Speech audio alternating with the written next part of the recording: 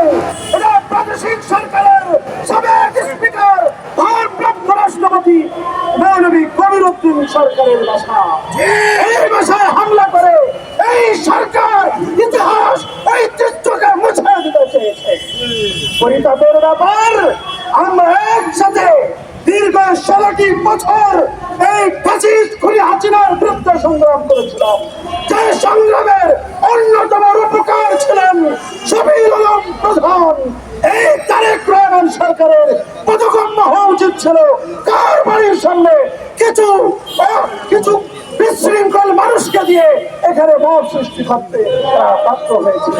তাদেরকে জানা উচিত ছিল সংসদ প্লাজার বাইরে ঠিক 200 গজের ভিতরে এই বাসাটি অবস্থিত।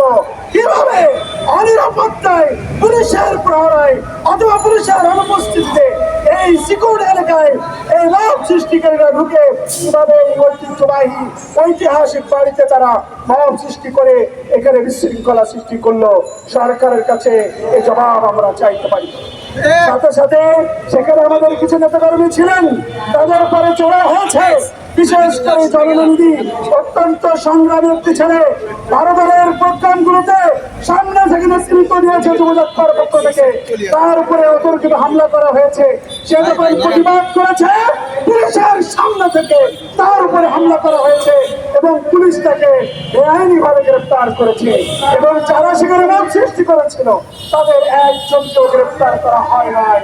সাংবাদিক বন্ধুগণ, আপনারা জাতির বিবেক, আপনারা সেই ফুটেজ দেখেছেন, অনেকেও টেলিকাস্ট করেছেন। আপনাদের মাধ্যমে এই সরকারের কাছে বার্তা দিতে চাই, আমরা 17টি বছর এই শেখ হাসিনার বিরুদ্ধে সংগ্রাম করে 24-এর গণঅভ্যুত্থানের মধ্য দিয়ে যে সরকার গঠিত হয়েছে, সেই সরকারের প্রধানমন্ত্রী এবং সরকার গঠন করেছেন আপনারা। আমরা মাজলুম ছিলাম, সংগ্রামী ছিলাম। আজ আমাদের উপরে জুলুম করা এটা সমীচীন নয়। আগামী দিনে যদি এর পুনরাবৃত্তি ঘটে চারটার নেতৃবৃন্দ ফেলে থাকবে না। কঠোর কর্মসূচির মধ্য দিয়ে আমরা তার প্রতিবাদ জানাবো।